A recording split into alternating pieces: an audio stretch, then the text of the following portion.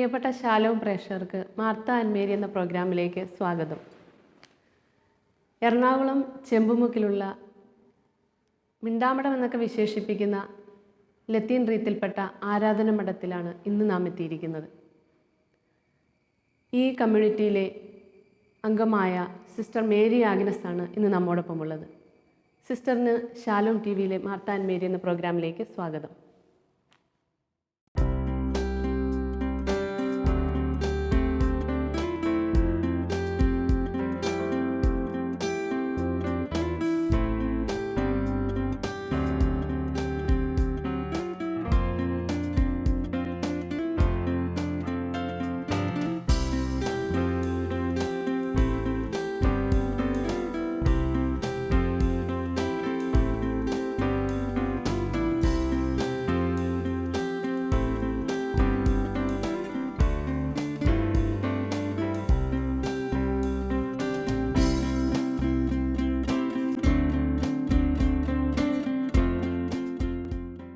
സിസ്റ്ററിനെയും കമ്മ്യൂണിറ്റിയെയും Shalom T V പ്രേക്ഷകർക്ക് വേണ്ടി ഒന്ന് പരിചയപ്പെടുത്താമോ?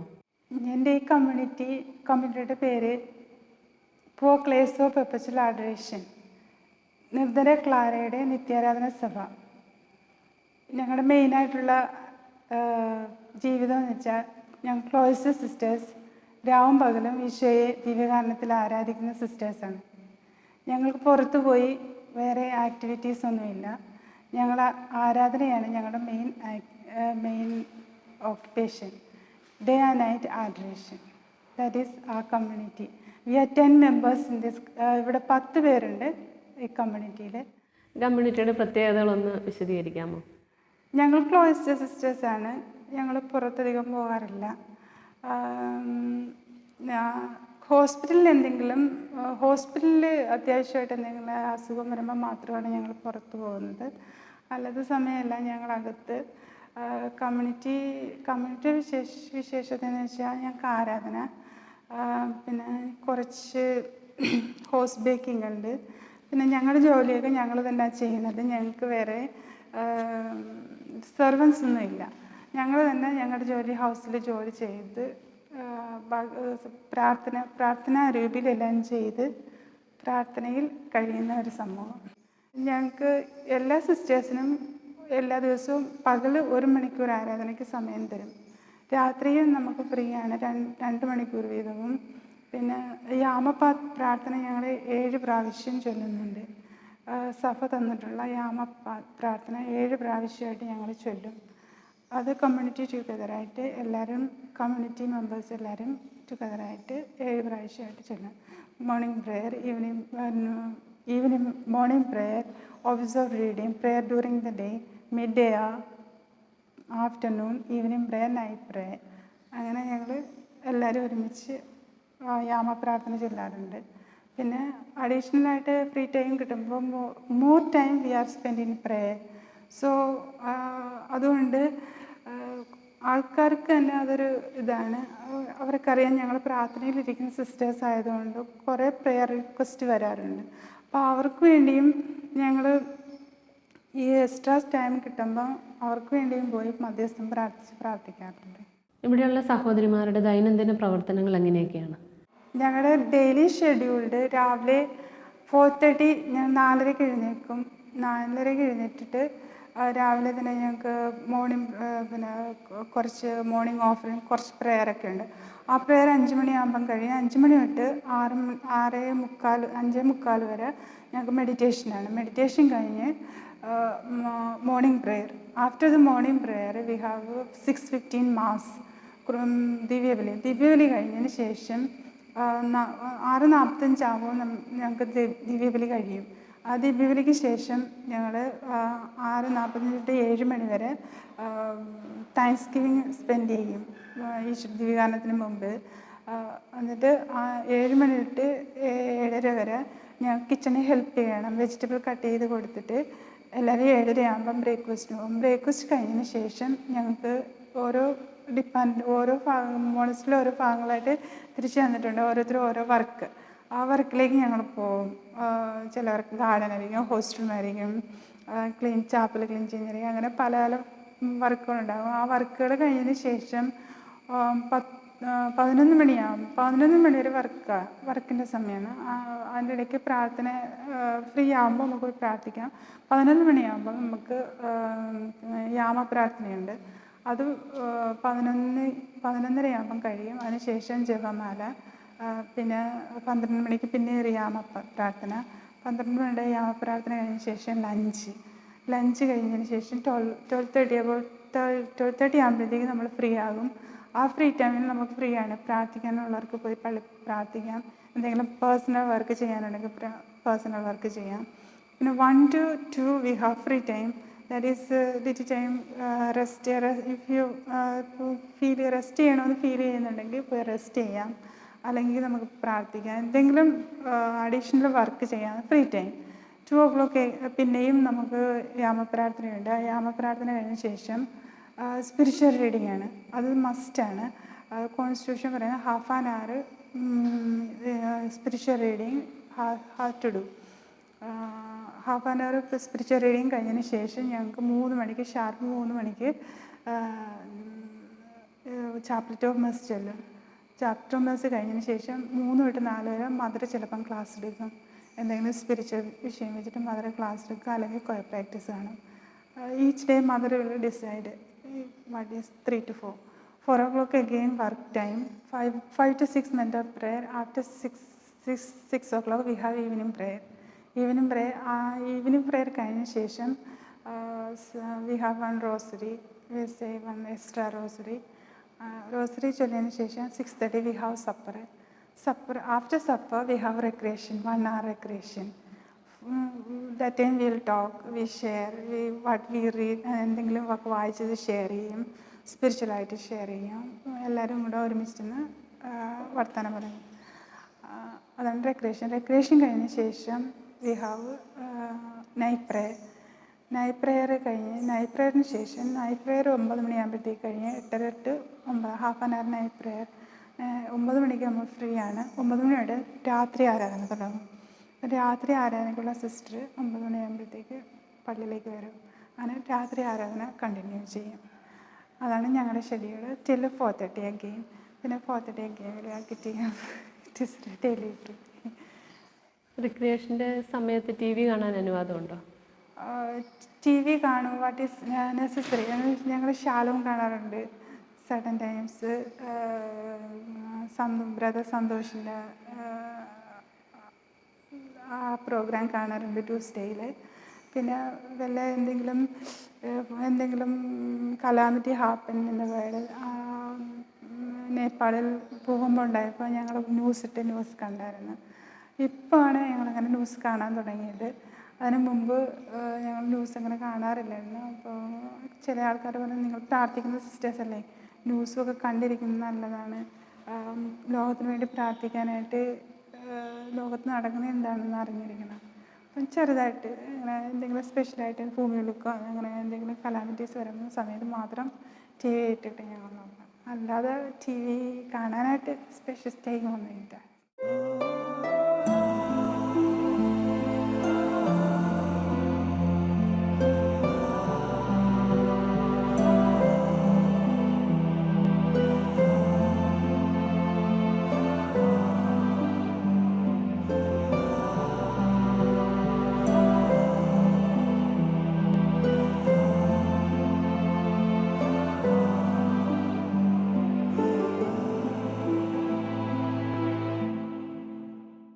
ജീവിതകാലം മുഴുവൻ ഇവിടെ ആരാധനയും പ്രാർത്ഥനയും ഒക്കെ ആയിട്ട് ചെലവഴിക്കാനായിട്ട് തീരുമാനിച്ചു. ഇത് എന്തുകൊണ്ടാണ് ഇങ്ങനെ ഒരു കമ്മ്യൂണിറ്റിയിലേക്ക് വരാൻ ഉണ്ടായ സാഹചര്യം?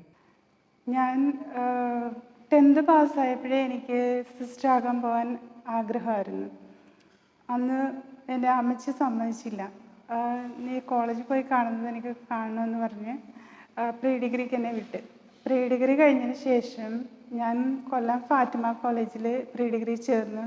അപ്പം കോളേജിൻ്റെ ഫ്രണ്ടിൽ തന്നെയാണ് ആരാധന മഠം, കൊല്ലത്തെ ആരാധന മഠം. കോളേജിൽ പോകുന്നതിന് മുമ്പും കോളേജിൽ നിന്ന് ഇറങ്ങുന്നതിന് മുമ്പും ഞാൻ ആരാധന മഠത്തിൽ കയറി പ്രാർത്ഥിക്കാറുണ്ടായിരുന്നു. ആ ദിവ്യകാരുണ്യം എന്നെ ആകർഷിച്ചു ഒത്തിരി. രാവിലെയും വൈകിട്ടും ഇങ്ങനെ ഓരോ വിസിറ്റ് ചെയ്ത് എല്ലാ ദിവസവും ഞാനിങ്ങനെ വന്നും പോയും ഇരിക്കുന്നത് ഒരു സിസ്റ്റർ അടുത്ത് കണ്ട്. അപ്പോൾ ആ സിസ്റ്റർ എൻ്റെ അടുത്ത് ചോദിച്ച്, സിസ്റ്റർ ആവാൻ ആഗ്രഹമുണ്ടോ?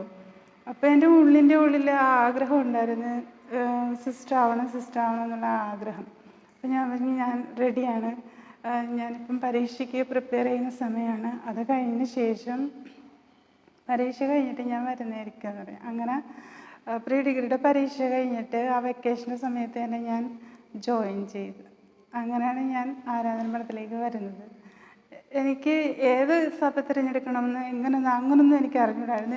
എനിക്ക് സിസ്റ്റർ ആകാൻ ഭയങ്കര ആഗ്രഹമായിരുന്നു, ദിവ്യകാരുണ്യത്തോടും ഭയങ്കര അട്രാക്ഷനായിരുന്നു. അതെന്നെ ഒരു ആരാധകയാക്കി മാറ്റി, നിത്യാരാധകയാക്കി മാറ്റി.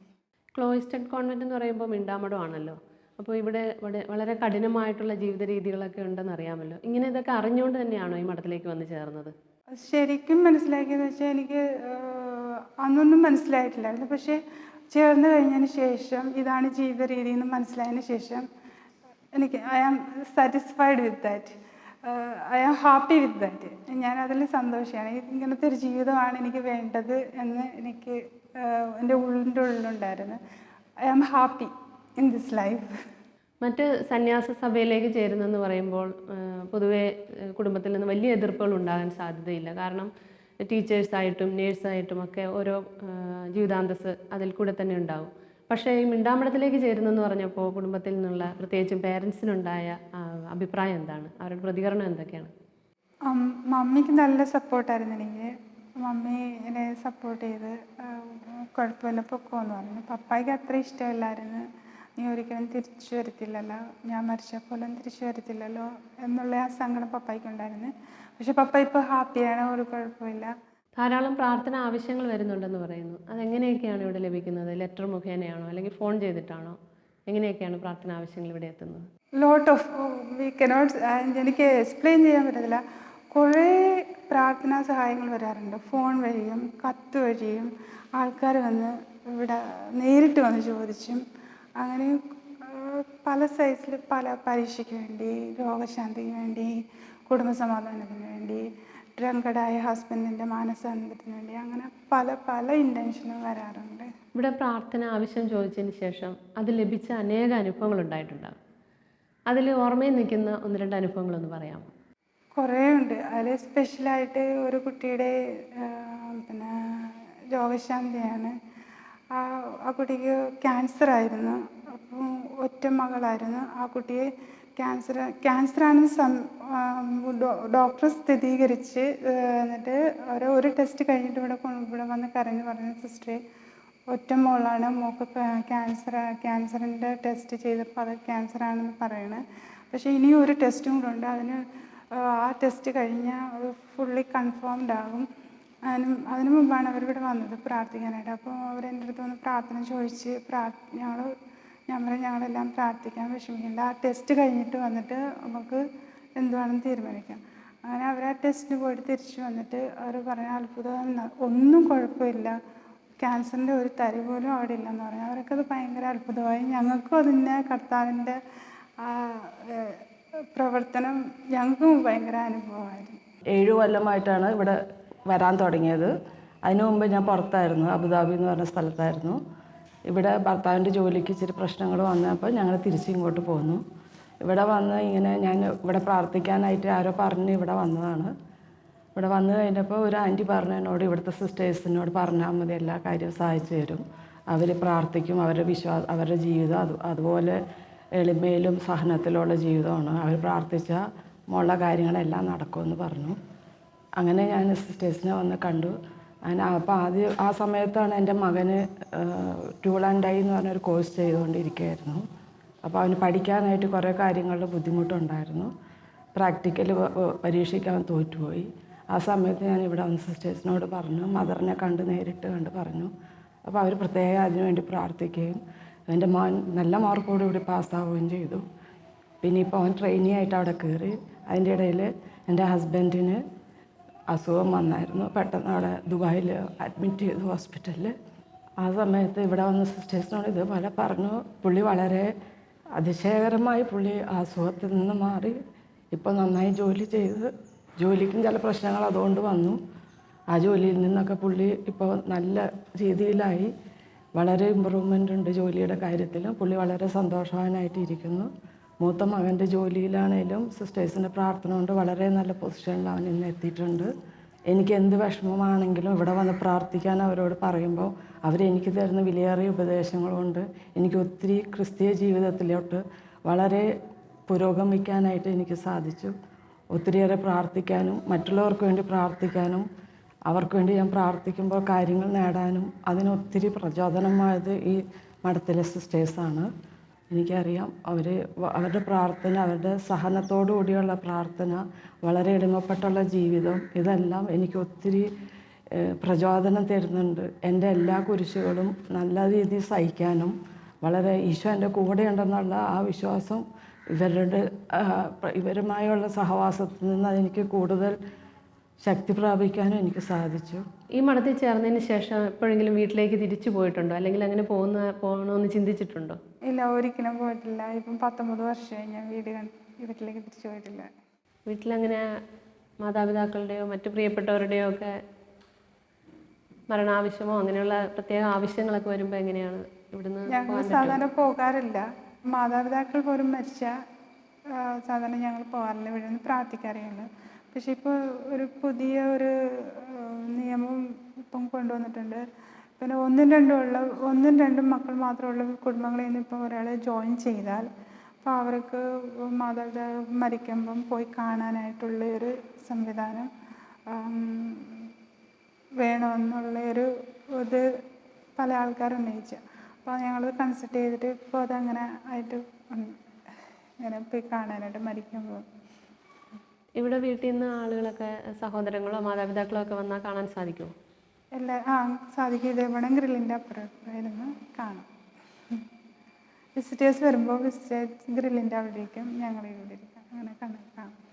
കോളേജ് പഠനകാലത്ത് വളരെ ആക്റ്റീവായിട്ടൊക്കെ നടന്നിരുന്ന സിസ്റ്റർ പെട്ടെന്ന് മിണ്ടാമഠം പോലെയുള്ള ഈ മഠത്തിലേക്ക് വന്ന് ഈ മഠത്തിൻ്റെ ഉള്ളിൽ ഉൾവലിഞ്ഞ് ജീവിക്കുമ്പോൾ അതിനെങ്ങനെയാണ് പൊരുത്തപ്പെട്ടു പോകാൻ സാധിച്ചത്? ഞാൻ എൻ്റെ ഫുൾ ഹാർട്ട്, ഫുൾ മൈൻഡ് എൻ്റെ ഈശോയ്ക്ക് ഞാൻ കൊടുത്ത്. അതിനുശേഷം എനിക്ക് തിരിഞ്ഞു നോക്കേണ്ടി വന്നിട്ടില്ല. അതുകൊണ്ട് ഞാൻ ഹാപ്പിയാണ്, 100% ഹാപ്പിയാണ് ഞാൻ. അപ്പോൾ ആരും വിചാരിച്ചില്ല ഞാൻ ഇങ്ങനെ ഒരു മിണ്ടാമഠത്തിൽ ചേരുമെന്ന്. എല്ലാവർക്കും ഭയങ്കര സർപ്രൈസ് ആയിരുന്നു. ഞാൻ കോളേജ് ജീവിതം കഴിഞ്ഞപ്പോൾ ഇങ്ങനെ ഞാൻ കോൺവെൻറ്റിലേക്ക് പോകുമെന്ന് അവർക്കൊരു ഐഡിയ ഉണ്ടായിരുന്നു. പക്ഷേ ഇങ്ങനൊരു മിണ്ടാമഠത്തിലേക്ക് പോകുമെന്ന് ആരും ഒരിക്കലും പ്രതീക്ഷിച്ചിരുന്നില്ല. അപ്പോൾ എന്നെ കാണാനായിട്ട് എൻ്റെ ഫ്രണ്ട്സൊക്കെ ഇങ്ങനെ ഗ്രില്ലിൻ്റെ അടുത്ത് വന്നപ്പോൾ അവർക്കൊന്ന് ഭയങ്കര അതിശയം, നീ എങ്ങനെ ഇതിനകത്തിരിക്കണത്, നീ എങ്ങനെ ഇരിക്കണത്, അവർക്ക് ഭയങ്കര സർപ്രൈസായിരുന്നു. അപ്പോൾ അവർക്ക് തന്നെ അത് ഒരു ഭയങ്കര അനുഭവമായിരുന്നു. ഇത്ര ആക്റ്റീവായൊരു കുട്ടി എങ്ങനെ ഗ്രില്ലിനകത്തിരിക്കുക. ഞാൻ കോളേജിലായിരുന്ന സമയത്ത് ഞാൻ SFIയിലൊക്കെ ആയിരുന്നു. അപ്പോൾ SFIയിൽ പോയ ഇതുകൊണ്ട് അവർ ഇതെങ്ങനെ നിനക്ക് സാധിക്കുന്നു, നീ ഇതിനകത്തൊക്കെ അറിയും. അപ്പോൾ ഞാൻ പറഞ്ഞു, ഞാൻ ഇപ്പോഴും SFI തന്നെയാണ്, സെയിൻറ്റ് ഫോർ ഇന്ത്യ. എറണാകുളത്തുള്ള ഈ കോൺവെൻറ്റിൽ തന്നെയാണോ സിസ്റ്റർ ഏറ്റവും ആദ്യം ചേർന്നത്? അല്ല, ഞാൻ ചേർന്നത് കൊല്ലം മഠത്തിലായിരുന്നു. കൊല്ലം ആരാധന മഠത്തിലാണ് ഞാൻ ചേർന്നത്. എൻ്റെ ഫോർമേഷൻ എല്ലാം കൊല്ലം ആരാധന മഠത്തിലാണ് നടന്നത്. 9 വർഷം ഞാൻ ഫോർമേഷൻ ടൈം കൊല്ലം മഠത്തിലായിരുന്നു. ആ മഠത്തിൽ നിന്ന് എൻ്റെ സോളം പ്രവേശം കഴിഞ്ഞതിൻ്റെ ഒരാഴ്ച കഴിഞ്ഞപ്പോൾ ഞാൻ ഇങ്ങോട്ട് പോരുന്നു. ഇവിടെ മെമ്പേഴ്സ് കുറവായതുകൊണ്ട് മദർ വോളണ്ടിയേഴ്സിനെ ചോദിച്ച് ആരെങ്കിലും പോയി ഈ കമ്മിറ്റിയെ ഹെൽപ്പ് ചെയ്യുമെന്ന്, അങ്ങനെ ഞാൻ വന്നതാണ് ഇവിടെ. കൊല്ലത്തുള്ള സഭയിൽ ചേർന്ന് സഭാംഗമായി കഴിഞ്ഞപ്പോൾ അവിടെയുള്ള സിസ്റ്റേഴ്സുമെല്ലാമായിട്ട് വളരെ അടുത്തൊരു ബന്ധം സിസ്റ്ററിനുണ്ടായി കാണും. അവരെ പിരിഞ്ഞ് ഈ എറണാകുളത്തേക്ക് വന്നപ്പോൾ സിസ്റ്ററിനുണ്ടായ ആ ഒരു മാനസികമായിട്ടുള്ള അവസ്ഥ, അല്ലെങ്കിൽ അത് പൊരുത്തപ്പെട്ടു പോകാൻ സിസ്റ്ററിന് സാധിച്ചോ? മദർ വോളണ്ടിയേഴ്സിന് ചോദിച്ചപ്പം ആഗ്രഹം പോകുമോയെന്ന് ചോദിച്ചപ്പോൾ എനിക്ക് ഒത്തിരി വിഷമമായിരുന്നു. ഞാൻ ആദ്യമായിട്ട് എൻ്റെ ഈശോയെ കണ്ട, എന്നെ ആരാധിച്ച് ആ മഠത്തിൽ നിന്ന് ഇങ്ങോട്ട് പോരാനായിട്ട് ഭയങ്കര വിഷമമായിരുന്നു. പക്ഷേ ആ വിഷമം ഞാൻ ഒത്തിരി അന്ന് ആ സമയത്ത് സോണം പ്രവേശന് 3-4 മാസത്തിന് മുമ്പായിരുന്നു ഇത് ചോദിച്ചത്. അപ്പം മദർ ചോദിച്ചപ്പോൾ ഭയങ്കര വിഷമമായിരുന്നു, എങ്ങനെ ഞാൻ ആ മഠം വിട്ട് ഇങ്ങോട്ട് പോരും അങ്ങനെ. പക്ഷേ ഈശോ, ഞാൻ പ്രാർത്ഥിച്ചതിന് ശേഷം ഈശോ പറഞ്ഞു, നീ ആരൊക്കെ വേണ്ടി ആ മഠത്തിലേക്ക് വന്നത്? ആ ചോദ്യമാണ് എൻ്റെ ഉള്ളിൻ്റെ ഉള്ളിൽ നിന്ന് വന്നത്. ഞാൻ ഈശോയ്ക്ക് വേണ്ടിയാണ് വന്നത്. അപ്പോൾ ഈശോയ്ക്ക് വേണ്ടി വന്നത് ഞാൻ എന്തിനാണ് ആ മഠവും ഈ മഠം താരതമ്യപ്പെടുത്തുന്നത്? ഈശോ ആ മഠത്തിലുമുണ്ട് ഈ മഠത്തിലുമുണ്ട്. ഞാൻ ആരാധിക്കാൻ വന്ന ഈശോ ഈ മഠത്തിലും ആരാധനയിലുണ്ട്, ആ മഠത്തിലും. അപ്പോൾ ആരാധിക്കാൻ വന്ന ഈശോയെ നോക്കിയാൽ മാത്രം വേറെ ആരെയും നോക്കേണ്ട കാര്യമില്ല. ആ മഠവും ഈ മഠം താരതമ്യപ്പെടുത്തില്ല, ഈശോയാണ് ഞാൻ ആരാധിക്കാൻ വന്നത്. അതുകൊണ്ട് ആ വിഷമവും ആ ക്രൈസിസ് അതേപടി പോയി. പിന്നെ എനിക്ക് ഒരു കുഴപ്പമില്ലാതെ ഞാനിവിടെ വന്ന് ഈ കമ്മ്യൂണിറ്റിയായിട്ട് ഫുൾ മെമ്പറായിട്ട് ഞാൻ ഹാപ്പി ആയിട്ട് പോകുന്നു. 24 മണിക്കൂറും ആരാധനയുള്ള ഒരു മഠമാണല്ലോ ഇത്. ഇവിടെ രാത്രി ആരാധനയുടെ ക്രമീകരണങ്ങൾ എങ്ങനെയൊക്കെയാണ്? രാത്രി ഞങ്ങൾ 9 മണിക്ക് ആരാധന തുടങ്ങും. രാത്രി ആരാധന 9 മണി തൊട്ട് 11 മണി വരെ ഒരു സിസ്റ്റർ, 11 മണി തൊട്ട് 1 മണി വരെ ഒരു സിസ്റ്റർ, 1 മണി തൊട്ട് 3 മണി വരെ, 3 മണി തൊട്ട് 4:30, 5 മണി വരെ ഒരു സിസ്റ്റർ. അപ്പോൾ ഈ 9 മണിക്കുള്ള സിസ്റ്റർ പോയി 11 മണിക്കുള്ള ആരാധനയ്ക്കുള്ള സിസ്റ്ററിനെ പോയി വിളിക്കണം. അതാണ് ഞങ്ങളുടെ നിയമം. പോയി ഡോറിൻ്റെ വാതിൽക്ക് ചെന്നിട്ട് ലെറ്റസ് എഡോ ഫോർ എവർ എന്ന് പറയണം. അതായത് വരുവിൻ നമുക്ക് കർത്താവിനെ ആരാധിക്കാം, ലെറ്റസ് എഡോ ഫോർ എവർ എന്ന് പറയണം. അപ്പം ആ ഉറങ്ങുന്ന സിസ്റ്റർ ഉറക്കത്തിലായാലും പറഞ്ഞേക്കണം ദ മോസ്റ്റ് ബ്ലെസ്ഡ് സാക്രമെന്റ്, പരിശുദ്ധ പരമ ദിവ്യകാരുണ്യത്തിനെന്ന് പറഞ്ഞേക്കണം. അപ്പോൾ ഇതാണ് ഞങ്ങളുടെ communication. Let us adore forever the most blessed sacrament. അത് പറയുമ്പോൾ ഇപ്പോൾ ഉറങ്ങിക്കിടക്കുന്ന സിസ്റ്റർ ഉണർന്നെന്ന് നമുക്ക് അറിയാൻ പറ്റും. അപ്പോൾ ആ റെസ്പോൺസ് വരുന്നവരെ ഇത് പറയണമെന്നാണ് ഞങ്ങളുടെ നിയമം. ഇപ്പം ഒരാൾ നല്ല ഡീപ്പ് ഉറക്കമാണെങ്കിലും ഇത് പറയുമ്പം എഴുന്നേൽക്കുന്നവരെ നമ്മൾ പറഞ്ഞുകൊണ്ടിരിക്കണം. പറഞ്ഞ് കേട്ട് അയാൾ എഴുന്നേറ്റുന്ന സൈൻ കെട്ടിയിട്ട് നമ്മൾ ചാപ്പലിലേക്ക് തിരിച്ചു പോകും. തിരിച്ചു കഴിഞ്ഞ് രണ്ടുപേരും കൂടെ ഒരുമിച്ച് വന്ന് മേരിയുടെ സ്തോത്രഗീതമല്ലേ, my soul glorifies the Lord, അത് ചൊല്ലിയിട്ട് രണ്ടുപേരും ഒരാൾ വീണ്ടും കിടക്കാൻ പോകും, ഒരാൾ ആരാധിക്കാനിരിക്കും. അതാണ് ഞങ്ങളുടെ നിയമം. അങ്ങനെ 2 മണിക്കൂർ തൊട്ട് ഇങ്ങനെ കണ്ടിന്യൂസ് ചെയ്യും. കേരളത്തിൽ തന്നെയാണോ ഈ ആരാധന മഠത്തിൻ്റെ ഉത്ഭവം, അല്ലെങ്കിൽ അത് കേരളത്തിന് പുറത്തു നിന്ന് എവിടെ നിന്നെങ്കിലുമാണോ ഈ ആരാധന മഠം, മിണ്ടാമഠം ഇവിടെ എത്തിയിരിക്കുന്നത്? ഞങ്ങളുടേത് സ്ഥാപിച്ചത് മദർ മേരി ക്ലേ ബോയ്ലുവോ എന്ന് പറയും. ഇത് സ്റ്റാർട്ട് ചെയ്ത് പാരീസിലാണ് ഇത് സ്റ്റാർട്ട് ചെയ്തത്. കാസൽ നോട്രി. അവിടുന്ന് ഇത് പോളണ്ടിലേക്ക് സ്പ്രെഡ് ചെയ്ത്, പോളണ്ടിൽ ഇപ്പം 15 മോണസ്ട്രിയോ അങ്ങനെ കണ്ടുണ്ട്. പോളണ്ടിൽ നിന്ന് ഇത് അമേരിക്കയിൽ നിന്ന് ഇത് ബംഗ്ലാദേശിൽ വന്നു. ബംഗ്ലാദേശിൽ ഇപ്പം 2 മോണസ്ട്രി ഉണ്ട്. ബംഗ്ലാദേശിൽ നിന്ന് ഒരു അമേരിക്കൻ മദർ ഇന്ത്യയിലേക്ക് വന്ന് കൊല്ലത്ത് സ്റ്റാർട്ട് ചെയ്തത്. കൊല്ലത്ത് നിന്ന് പല സ്ഥലങ്ങളിലേക്ക് ഇത് മാറി ശാഖകളായിട്ട് പോയിട്ടുണ്ട്. കേരളത്തിൽ തന്നെ ഇപ്പം 5 മോണസ്ട്രി ഉണ്ട്. പിന്നെ വിശാഖപട്ടണം, ഏലൂർ, നാഗർകോയിൽ, കോട്ടഗിരി, വിശാഖപട്ടണം, ഗുജറാത്ത്, പാളയംകോട്ടെ, വെല്ലൂർ, ബെല്ലാരി, അങ്ങനെ പല സ്ഥലങ്ങളിലായിട്ട് ഇപ്പോൾ അത് എല്ലാം കൂടെ 15 മഠം ഇന്ത്യയിലുണ്ട്.